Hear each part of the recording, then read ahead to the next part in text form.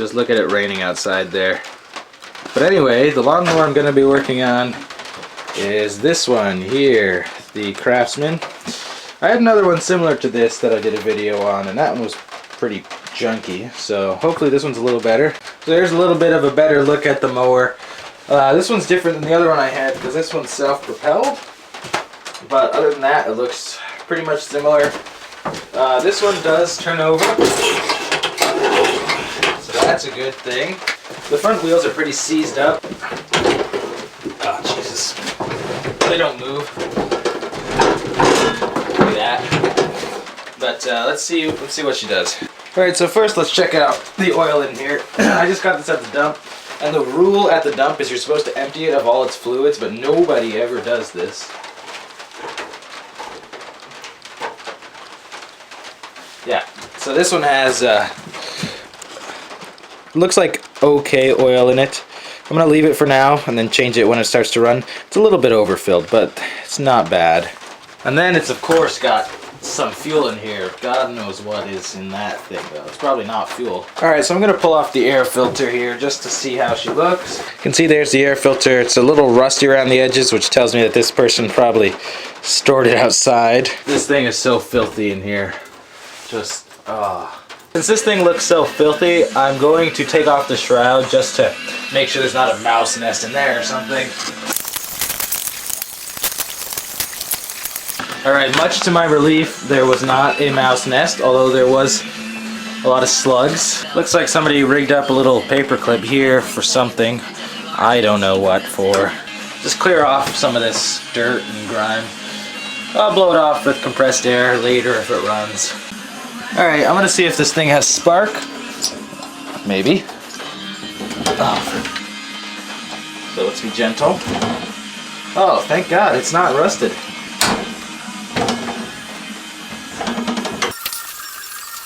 Spark plug is pretty grimy, but I'll just clean it up a little bit. Alright, let's see if this guy has any spark.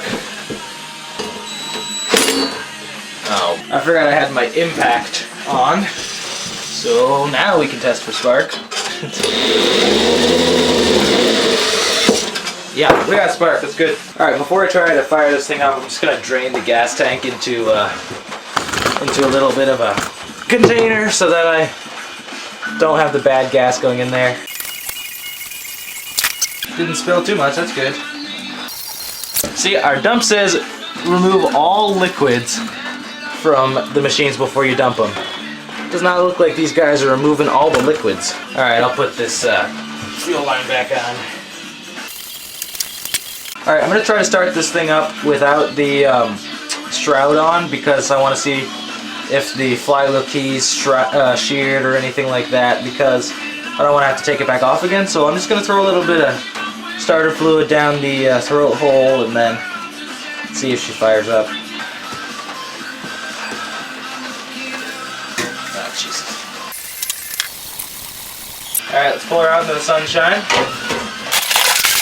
Let's see if it goes. Or not. Actually, hang on a minute. I need to get a bungee.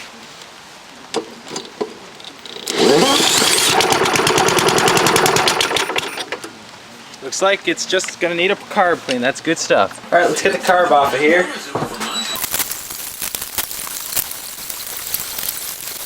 Alright, my camera battery's dying and I don't have much carb cleaner left, so let's try to get this right the first time. Alright, this is not a good sign how corroded this main jet is.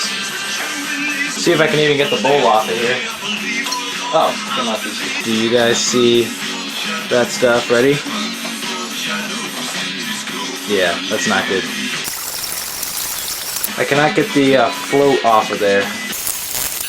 Alright, I've nearly got the float off of here. Probably just a little more pulling with the... There we go. This thing is rusty. Look at this carb. So the seat is totally rusted in here. The seat just... Or the needle, sorry. The needle is totally rusted. There we go. Here's the seat, or the needle, you call it the seat. Doesn't look in the best condition. So honestly, I doubt that this carburetor can be saved with all the corrosion and rust. However, I'm going to try to save it. I'm going to soak it overnight, and I'll come back in the morning and then try to clean it out. Okay, it's a new day. The carb has been soaking overnight. I pulled it out of its wonderful cleaning mixture. And here's what it looks like. So, it did clean it up a bit. Obviously this stuff still needs to come off. But unfortunately, if you look down the seat, you can see all that corrosion in there. And then there's a lot of corrosion inside here, and the emulsion tube's pretty messed up. And there's also a block inside this, so when I tried to blow compressed air through, it was actually blocked. Anyway, just a little too corroded to bring back to life. Also, here's this needle.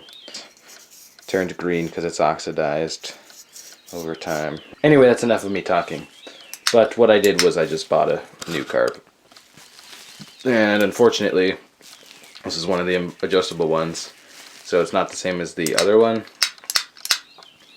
So hopefully the mixture's set correctly, otherwise I guess I gotta do some adjusting. Alright, so we're gonna pull off the air filter thingy that holds the air filter on the carb. Put it on the new carb, and you see on the new carb it comes with this little thing that you're supposed to put on the end like that so that the new air filter can go on.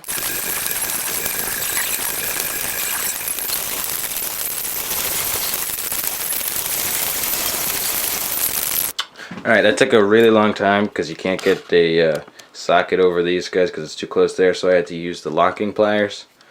So, looks like it's on there now. Let's put the air filter on. Alright, that looks good. Yep, that fits on. Alright, let's get off that intake from the old carb.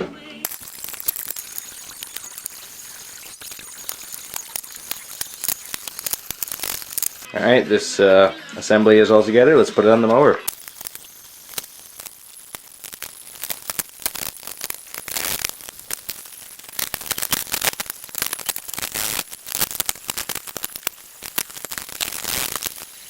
Okay, that took me a really long time because some guy before me wired up the carb really funny, so I don't know if I actually put the linkages in the correct spot because the guy like bent a paper clip into the linkage and then put it in, I think, the wrong hole, so I switched the hole.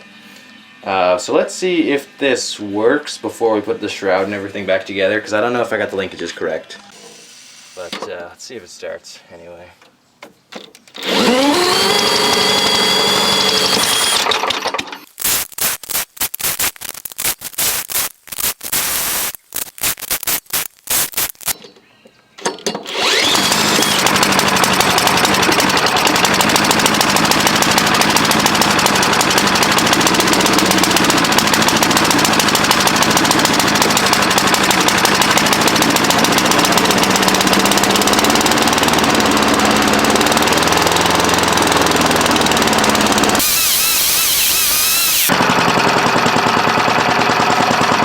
So I got it running, but the linkage is a little messed up because to rev it up you need to go over to the carb and then just give it a little bit of a...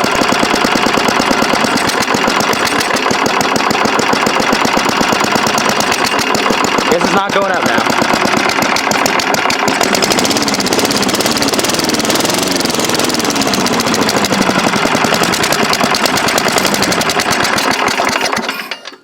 Anyway, that's what you need to do. Alright, let me get the carb back off, see if I can get the linkages up right. I did adjust it to where it was running correctly, but the linkages are still way off. So this is the little paperclip thing. Let's see if I can bend it out of here. Here it is.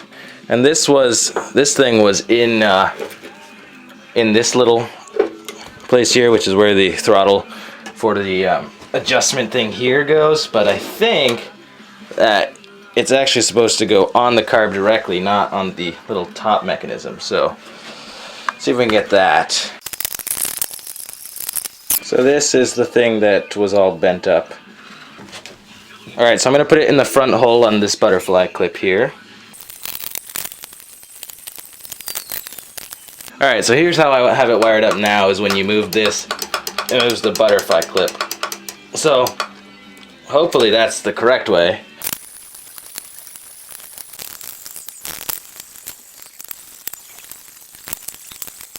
Alright, everything's put back together. Let's see if it goes a little better this time. A little bit of gas.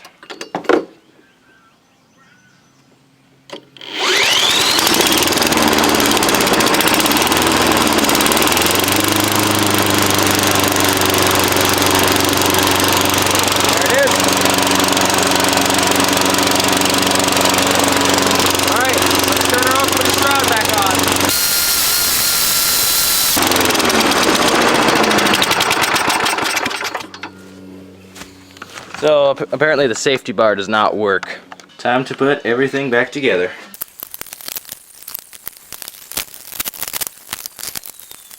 Alright, let's see if it starts back up nice and easy. Let's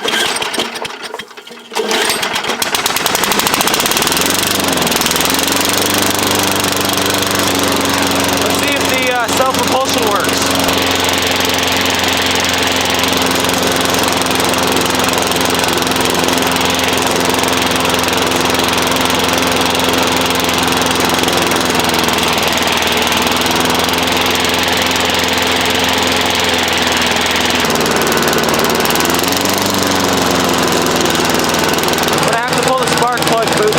Turn it off.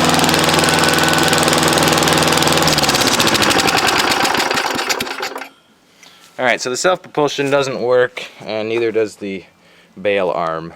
We've got an ant's nest on our hand. I don't know if you guys can see the ants.